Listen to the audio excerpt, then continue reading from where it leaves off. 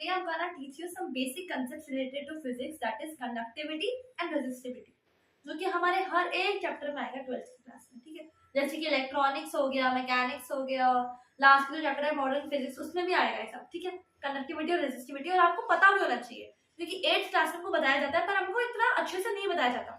तो आज मेरी पूरी कोशिश रहेगी कि आपको समझ में आए, अच्छे से पढ़िएगा तो समझ में आएगा भी। ठीक है, चलो सबसे पहले हम क्या पढ़ेंगे, कंडक्टिविटी एंड रेजिस्टिविटी। चलो सबसे पहले आपको बताती हूँ कि चलो हमें केस लेते हैं। हमने लिया एक वायर, क्या लिया हमने, एक वायर लिया। What is this, a wire. ठीक है, अब हमको पता है कि हमारे हर एक चीज में इलेक्ट्रॉन है।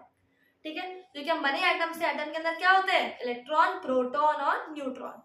तो हर एक चीज में इलेक्ट्रॉन है। इस मार्कर में इलेक्ट्रॉन है, इस मार्कर की निब पे इलेक्ट्रॉन है, इसकी कैप पे इलेक्ट्रॉन है, मेरे चश्मे में इलेक्ट्रॉन है, मेरे बालों में इलेक्ट्रॉन है, मेरे स्किन में इलेक्ट्रॉन है, मेरे जिसे रिकॉर्डर है उसमें इलेक्ट्रॉन्स है। तो हर एक चीज में इलेक्ट्रॉन है। ठीक है, तो इस वायर में भी होगा, इस वायर में क्या बिगाड़ा है, इस वायर के पास भी इलेक्ट्रॉन होगा। तो इसके पास क्या है, हमारा इलेक्ट्रॉन। क्या है, इलेक्ट्रॉन। अब हमको पता होना चाहिए कि इलेक्ट्रॉन की जो फ्लो ऑफ डायरेक्शन होती है, ठीक है, कहाँ पे किस तरह फ्लो करेगा, ये उसके अपोजिट हमेशा फ्लो करता है करंट। ये हमको याद रखना है, ये हमको हमेशा याद रखना है कि इलेक्ट्रॉन अगर मान लो इस तरह फ्लो कर रहा है तो करंट कहाँ फ्लो करेगा, इस तरफ। ये हमेशा याद रखना है हमको। ठीक है, तो करंट अगर मान लो इलेक्ट्रॉन इस तरह फ्लो कर रहा है तो करंट कहाँ फ्लो करेगा, इस तरफ फ्लो करेगा। ठीक है, ठीक है, अब हमने बात कर ली। ठीक है, अब देखो, क्योंकि हमको पता है कि हमारी जिंदगी में बहुत सारी तकलीफें होती हैं, हम संघर्ष करते हैं, हम स्ट्रगल करते हैं, हमारे बीच में रुकावटें आती हैं, हम गिरते हैं, फिर खड़े होते हैं, फिर दोबारा अच्छे से मेहनत में लगते हैं, फिर दोबारा कुछ बन के दिखाते हैं। ठीक है, उसी तरह इस वायर में भी ऑब्स्टिकल्स है। ठीक है, इस वायर को भी जिंदगी रोकेगी। जिंदगी किसी के पीछे से हटी है आज तक? तो इस वायर में भी क्या है, ऑब्स्टिकल्स, ऑब्स्टिकल्स, ऑब्स्टिकल्स। ठीक है, अब इन ऑब्स्टिकल को मैं क्या बोलती हूँ, एक नया वर्ड देती हूँ। क्या देती हूँ, रेजिस्टेंस। क्या देती हूँ मैं वर्ड, एक रेजिस्टेंस। रेजिस्ट करना क्या होता है, रोकना। क्या होता है, रोकना, रुकावट। किसकी रुकावट, इलेक्ट्रिक करंट की रुकावट। देखो मान लो हमारे जो इलेक्ट्रॉन है वो इस एंड तक पहुंचे ही नहीं, ये एक एंड है, ये बी एंड है वायर का। इस एंड तक अगर ये पहुंचेगा ही नहीं तो सर्किट कैसे कंप्लीट होगा, सर्किट कैसे कंप्लीट होगा, सर्किट कंप्लीट नहीं होगा तो करंट फ्लो कैसे करेगा। समझ रहे हैं, करंट फ्लो कैसे करेगा। उसी तरह जो हमारा ये जो रेजिस्टेंस है क्या काम करता है कि भैया इलेक्ट्रॉन यहाँ से आगे जाए ना, मैं इसको इतना मजबूत बना दूं कि इलेक्ट्रॉन मतलब जिस इलेक्ट्रॉन में सबसे ज्यादा दम होगा वो ही आगे जाए।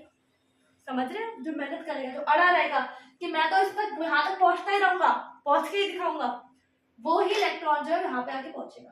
ठीक है, बेसिक बेसिक जो चीजें मैं आपको बता दी कि बेसिकली इलेक्ट्रॉन कहाँ फ्लो करता है, करंट क्या होता है, रेजिस्टेंस क्या होता है। ठीक है, अब अगर मैं बोल दूं ये जो वायर है ये बना हुआ है किसका, किसी मेटल का बना हुआ है, किसी मेटल का बना हुआ है। अब आपको पता होना चाहिए मेटल क्या होता है, metal, what is metal. Metal conductor है, इंसुलेटर है कि सेमीकंडक्टर है। मेटल जो है वो है कंडक्टर। कंडक्टर क्या होता है, जो आसानी से अपने अंदर से इलेक्ट्रिक करंट को फ्लो करने दे, वो होता है हमारा कंडक्टर। ठीक है, तो ये हमारा कंडक्टर, कंडक्टर क्या होता है, जो इलेक्ट्रिक करंट को आराम से फ्लो करने दे। मान लो मैंने बोला कि मेटल का बना हुआ है, अब मेटल का हमने भी क्या बताया था, मैंने भी क्या बताया था कि भैया इलेक्ट्रिक करंट अच्छे से फ्लो होगा। इलेक्ट्रिक करंट अच्छे से फ्लो कब होगा, जब इसमें ऑब्स्टिकल कम होंगे। वही तो, अगर इसमें ऑब्स्टिकल कम होंगे तो इलेक्ट्रॉन आराम से यहाँ पहुंचेगा, इलेक्ट्रॉन आराम से यहाँ पहुंचेगा तो करंट भी तो आराम से यहाँ पहुंचेगा। ठीक है, तो करंट का फ्लो कैसे हो जाएगा, बढ़िया। करंट का फ्लो कैसे हो जाएगा, बढ़िया।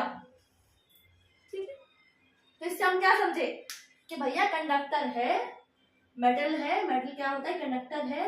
अगर कंडक्टर होगा तो रेजिस्टेंस कम होगा, बाधाएं कम आएंगी, रुकावटें कम आएंगी, रुकावटें कम आएंगी तो इलेक्ट्रॉन आराम से पहुंचेगा एंड तक, इलेक्ट्रॉन आराम से पहुंचेगा एंड तक तो करंट भी आराम से पहुंचेगा। ठीक है, बस यही होता है कंडक्टर। और कुछ आपको करना ही नहीं। यही होता है कंडक्टर, ठीक है। अब हम क्या करेंगे, इंसुलेटर। मान लो मैंने बोला कि ये जो वायर है किसका बना हुआ है, प्लास्टिक। किसका बना हुआ है, ये प्लास्टिक का।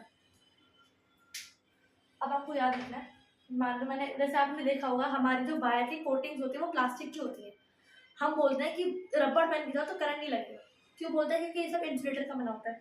इंसुलेटर क्या होता है, इसमें इलेक्ट्रिक करंट फ्लो ना हो। इलेक्ट्रिक करंट कब फ्लो नहीं होगा, जब बाधाएं बहुत ज्यादा होंगी तो इलेक्ट्रॉन यहाँ तक कैसे जाएगा, जब इलेक्ट्रॉन नहीं जाएगा यहाँ तक तो करंट कैसे आएगा वापस, दैट इज इंसुलेटर। तो इसका मतलब क्या हुआ, इसमें बाधाएं बहुत सारी हैं।